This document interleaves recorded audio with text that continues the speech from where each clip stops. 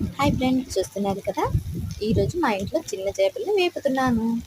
అలాగే చేపలతో పాటు రసం కూడా పెట్టాం, వైట్ రైస్ కూడా చేసాం. మీకు చూపిస్తున్నాను చూడండి. ఈ చేపల తర్వాత నేను పొద్దున్నే బ్రేక్ఫాస్ట్లో దోశలు చేశాను. అది ప్లేన్ దోశ కాకుండా ఉల్లిపాయలు ఇవన్నీ వేసుకొని దోశ చేశాను. దాని తర్వాత డిన్నర్కేమో లంచ్ టైం, డిన్నర్కి ప్రిపేర్ చేయలేదు.